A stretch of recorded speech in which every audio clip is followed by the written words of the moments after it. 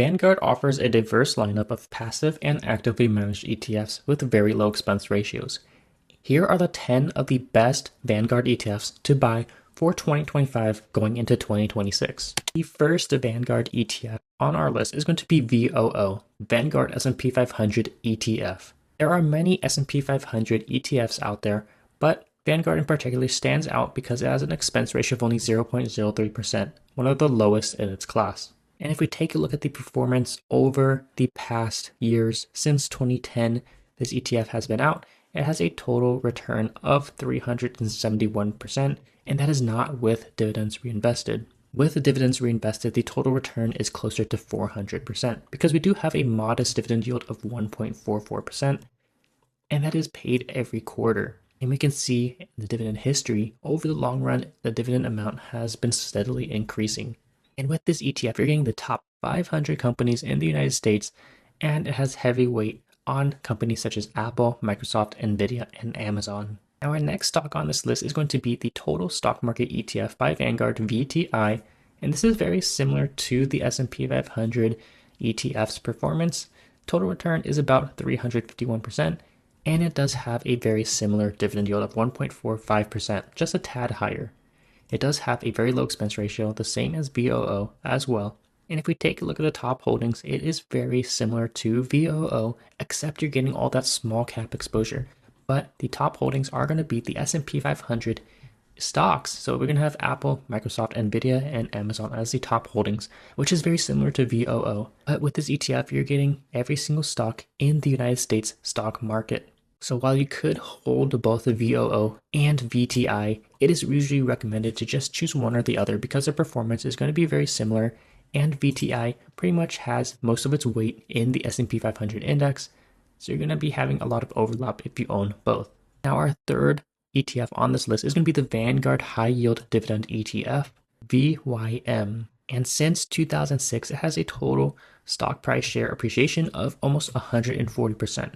Now, this may not seem like a lot compared to VOO or VTI, and you would be correct because it is more of a dividend-focused ETF. We have a dividend yield of 3.05%, which is pretty much double than VOO or VTI. If we took a look at the holdings, we have our top holdings as Broadcom, JP Morgan, ExxonMobil, United Health Group, and Procter & Gamble. So this is a very defensive ETF compared to VOO or VTI, which means during market volatility, this ETF is not going to be as volatile as some of those other ETFs. And this is really great for people who are looking for some income-focused ETFs. This has a very high yield dividend of 3%, and this is perfect for people who want less volatility or are closer to retirement for that additional income. Now, fourth ETF on our list is going to be the Vanguard Growth ETF. This is one of my personal favorites. It does have a low expense ratio of 0.04% and a low dividend yield of 0.55%. But if we take a look at the chart all time, since 2004, it has a return of 610%. That is significantly higher than anything we've seen so far, and that is because of the holdings that it has. So the top holdings are going to be Apple, Microsoft, Nvidia, and Amazon, but if we take a look at the weight percentages, it is significantly higher than those in the other ETFs. Now, this ETF is going to invest heavily in growth stocks, growth companies such as Apple, Microsoft, Nvidia, Amazon, Facebook, and Google. So it's going to be a very tech-oriented ETF for that massive growth potential. But because of that, during market volatility, we're going to see this ETF drop like a rock. So this is really a great ETF if you're just getting started and you want that explosive growth. It's also great for young investors who have a ton of years ahead of them on that long time horizon who can withstand that massive volatility, and in return they will see some massive growth potential. Now, while this does offer a dividend yield of 0.55%, and that is because some of these stocks such as Apple and Microsoft do have a dividend yield, but it is very small, so most people are not going to be too concerned with the dividend history and the dividend cash amounts, but it is a nice added bonus to receive these cash amounts in an ETF of growth focus like this. Now, our fifth ETF on our list is going to be the Vanguard Real Estate ETF, the VNQ. It has a higher expense ratio of 0.13%, but we're getting a dividend yield of 4.18%, which is a lot higher than VYM, which has a dividend yield of 3.05%. And that is typically because real estate investment trusts tend to have higher dividend yields because they must pay out 90% of its profits to its shareholders. But unlike VYM, this has a lower share price appreciation, only up 74% since 2004, and it's really a steady incline upwards compared to something like VYM. And this is a great addition to your portfolio if you're looking for something to diversify your portfolio a little bit because you're going to get that real estate exposure. And as we mentioned earlier, over a 4% dividend yield paid out quarterly. So we're seeing some really nice cash amounts. This is great for an income-focused investor or just having it in your portfolio to supplement it. It's always great to have some of these dividend-focused ETFs in your portfolio and combining it with massive growth ETFs such as VUG, which can really help your portfolio during downturns, because you're going to continue to get these massive dividend payments every single quarter, even while the market is going down. Now, while you could invest in individual companies, a lot of people love to invest in companies such as Realty Income. Having an ETF like this is a really good way to diversify your portfolio a little bit. Now, while Realty Income and a lot of these other REITs pay out monthly dividends, I'm pretty surprised that this one doesn't also pay out monthly dividends as well. But this is going to help with diversification, and in case any of these companies go bankrupt, you're not going to lose your entire position. Now, our sixth ETF on our list is going to be the Total International Stock ETF, VXUS. Now, this ETF tracks over 8,500 equities listed outside of the US market. It's a simple and affordable way to gain exposure to international stocks without the hassle of currency conversion. The best thing about it is it has a low expense ratio of 0.05%. And we also get a great dividend yield of 3.18%, which is actually higher than the Vanguard High Yield Dividend ETF. But if we take a look at the all-time chart, it's only up 22% in the past decade. And that is because this ETF is designed to be a core portfolio holding. Unlike some international ETFs, it contains both developed and emerging market countries. But if we take a look at the holdings, we can see some familiar names. We have Taiwan Semiconductors, we have Tencent Holdings, we have Alibaba, Nestle, ASML, we have Shell, and Toyota. So these are actually some solid companies in this ETF, and it's not like we're investing in random international stocks. Now, this seventh ETF is going to be best for people nearing retirement or just want some place to park their cash and earn dividend payments.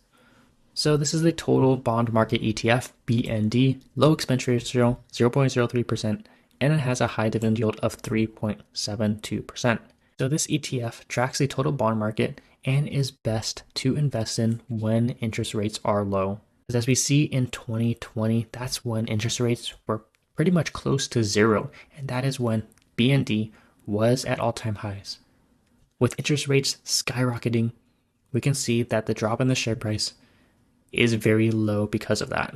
So if you're looking to add bond ETFs to your portfolio, now is a great time to get up shares at a low price before interest rates rise, before interest rates lower.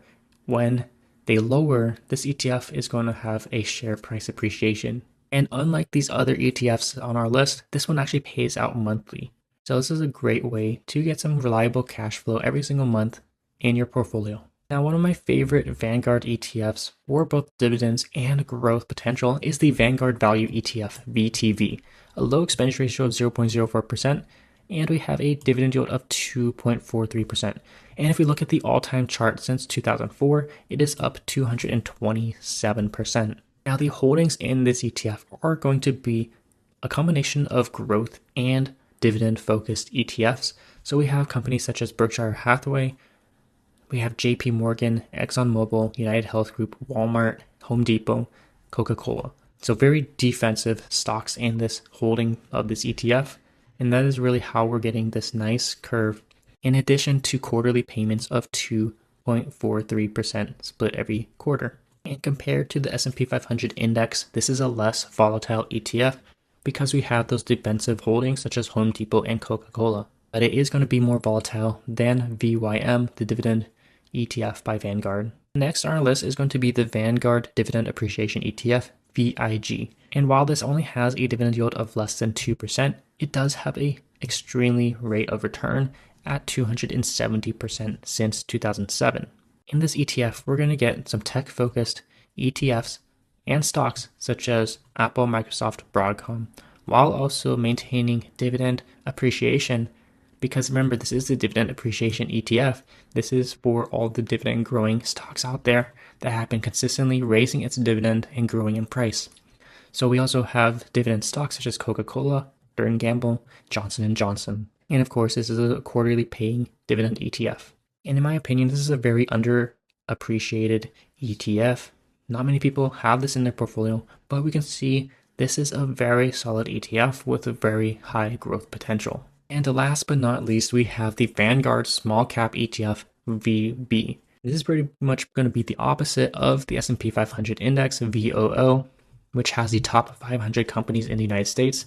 This is going to have some of those lesser known companies, and we're actually going to have a very high return of 323%. This is a very risky and volatile ETF. It should be a small portion of our portfolio, and we also get a dividend yield of 1.63%. In its holdings, you're not really going to see any familiar names, and there's not much weight into one single stock.